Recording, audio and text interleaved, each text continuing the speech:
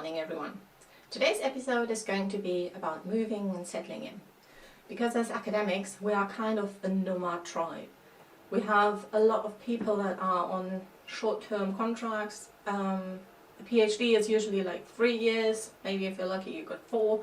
Postdocs probably 2 years or maybe 3. So there's a constant moving from one place to another if you are not lucky to get a position at the place that you're already at. And that brings with it a lot of difficulties in terms of setting up your new home. I myself have moved a lot in my life so far. After school I did voluntary years. I moved to a farm and then I went to the next bigger town for my bachelor's, and so that was Hanover. Then from Hanover I moved to Berlin for my master's. Within the master I did a semester abroad, and then from when that was finished I moved into to Oldenburg for a job, did the job for a couple of years, and then decided I want to do a PhD, moved to a whole new country.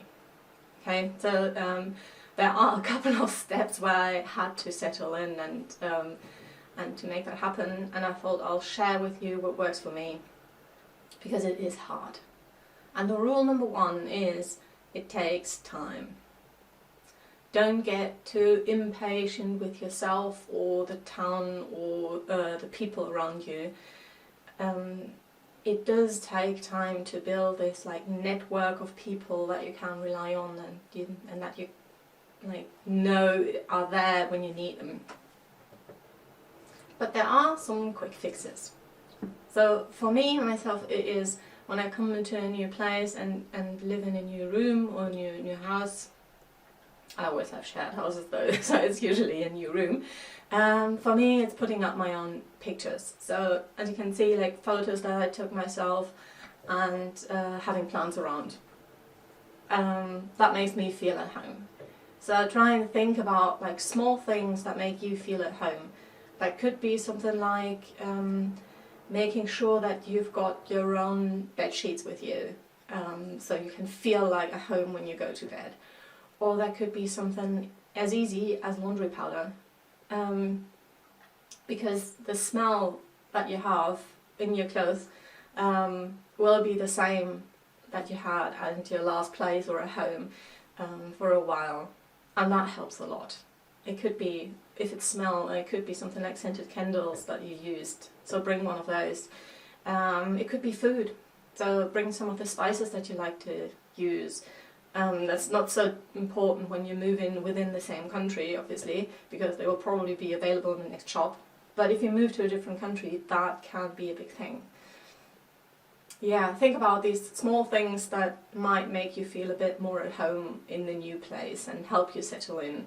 And then it's a bit smoother transition into the new culture, because it's a bit of a shock when you move. But the biggest thing are people. Having people around you, having friends around you, knowing who to do things with, the things that you like, and finding those people, that's difficult, that's hard. And you will not find them immediately. It's much easier if you like doing sports. Then you can go to a sports club and find the people that like at least that sport there. And hopefully you'll find some like-minded people and some people that you can actually do things outside of that sport with as well. Same goes if you play an instrument, join an orchestra or or a band. That's a great way to meet people. But usually you meet people at your workplace or at uni in that case. And those people might not be exactly the people that you would choose as your friends first thing, but they are the starters, so to say. So put yourself out there, just go with the flow, go with whatever's going on, try different activities that are happening, go to the socials, try and connect with people, because you meet people through people. So if you do things with these people and then something else happens and then new people join and then you get to know new people, that's how you get your network. That's how you get to know the few people that you later on will hopefully keep as your friends. Because that's another thing. If you move from one place to the other, you will lose some friends. Because some friends were just there because they were there at that time, and they will not stick with you when you move. And that's okay. For some people it's sad. That's true, I have some people that I'm sad about that I'm not in contact with them anymore. But you can't manage that. If you're moving a lot, you can't manage to keep contact with everyone. So don't blame yourself for that. Instead, go out, find new friends, make sure you've got your network in the new place. And if you're super brave, be proactive. So you can go to people and say, look, I would like to do this, like go on that hike or see that movie or whatever it is that you like to do. Do you want to join? And maybe people are super keen on and say, yeah, great. Or maybe they are busy and say, well, it sounds like a cool idea, but I'm busy on that day, can we postpone that? What I experience is that academia is a really great environment for that, because people are used to people coming in. So they are open to new people and to new activities, and that's brilliant. You get to know a lot of nice people. But it is hard. It's so hard. Like, I'm used to inviting people when something is going on. You know, I know I'm going for a hike with a friend. So I'm comfortable with asking someone, hey, do you want to join? We're going anyway. That's so much easier because the thing is going to happen, right? If you're asking someone, I would like to see that movie, do you want to come with me? That's like asking someone out for a date. It's that hard. I mean, even if it's just a completely platonic, friendly relationship that you want with them, it is that hard.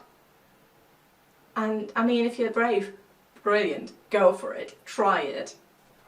But if you're not that brave, don't blame yourself too much, okay? Another way to make things like that happen is talk about the things that you like. Because then other people can say, oh, you know, we're going to watch that movie actually, do you want to join us? And then you basically have the exact same thing, oh, but you didn't have to ask. So that's a bit my way of going about it when I'm new in a place.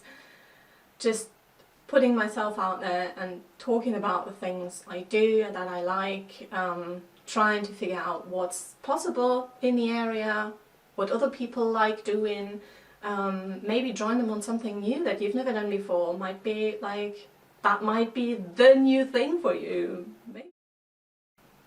So I'm not that brave, if I'm honest. I don't dare really asking people, do you want to go with me and do this and that? Unless we've done a couple of those things before. So what I do is I just talk about the things I like. So people know what things I'm interested in, and when they go somewhere or do something, they might think, oh, she's new, she probably doesn't know who to go with, and she said she likes it, so we'll invite her.